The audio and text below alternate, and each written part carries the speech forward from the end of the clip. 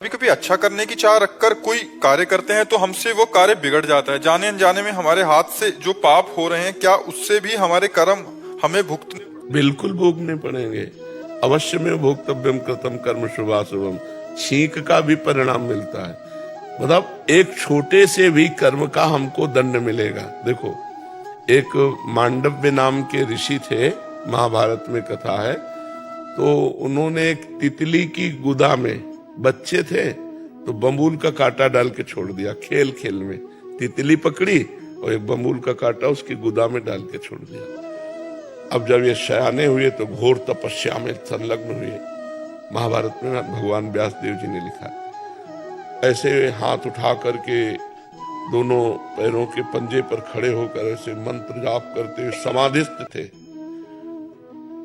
कुछ चोर लोग राजा की संपत्ति को चुरा करके भाग रहे थे, तो राजकर्मचारियों ने पीछा किया। तो उन्होंने सोचा संत के आश्रम में अगर हम छुप जाएं तो बच जाएं। तो आश्रम में जाते हुए राजकर्मचारियों ने देख लिया और वहीं जाके छुप गए।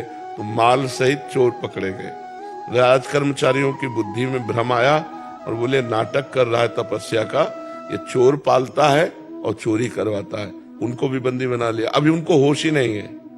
राजा के सामने ले गए। राजा ने हुक्म कर दिया, सूली की सजा उस समय चलती थी, सूली की सजा दी जाए। सूली की सजा होती है, उसको ऊपर से ले जाकर गुदा के निशाने से ऐसे पटक दिया जाता है। तो भाले जैसा एक यंत्र होता है, उसमें घुस जाता है गुदा में, और वो तड़प तड़प के कितने घंटों में मरेगा, क्षमता होती है।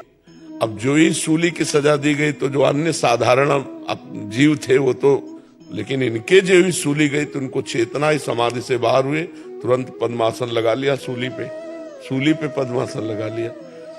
अब जब दूसरे दिन अन्य वध करने के लिए लाए गए तो पुराने वाले उतारे, जो ही देखा कि महात्मा वो भाग करके गए, बताया तो गाय आगे करके बड़ी नम्रता से उनका, महाराज मुझे पता नहीं था कि आप संत हैं, आप कृपा करो। बोले, मुझे इससे मतलब नहीं, तेरे को कोई दंड नहीं, हम सीधे यमराज को दंड देंगे, क्योंकि निर्णायक वहां से निर्णय होता है ना। तो मुझे सूली से निकालो। लाख प्रयास किया गया, सूली से नहीं निकले, तो सूली काट दी गई। तो उनका नाम हुआ अणिमांडव्य। और वो तत्काल अंतर्ध्यान होकर यमपुरी पहुंचे और यमराज से कहा, ये किसकी सजा है, ये क्यों सजा दी? क्योंकि जब से मुझे होश है तब से मैंने कोई पाप नहीं किया। पूर्व का है या वर्तमान का है? तो उनका बच्चापन की अवस्था का 8 वर्ष के आप थे, एक तितली की गुदा में कांटा डाल के छोड़ दिया था, तो तुम्हारी गुदा में सूली डाल के काट दी गई, निकली नहीं। तो उनका पहले तो 8 वर्ष के बच्चे को शुभ अशुभ का ज्ञान ही नहीं होता। आज से मैं नियम बनाता हूं कि 14 वर्ष की अवस्था तक के पहले के किए हुए पाप नहीं लागू होंगे। वो आज भी है। 14 वर्ष की अवस्था के पहले के पाप यमराज के यहाँ दंड नहीं। अपने शायद भारत सरकार में भी उसको विशेष दंडनीय नहीं माना जाता।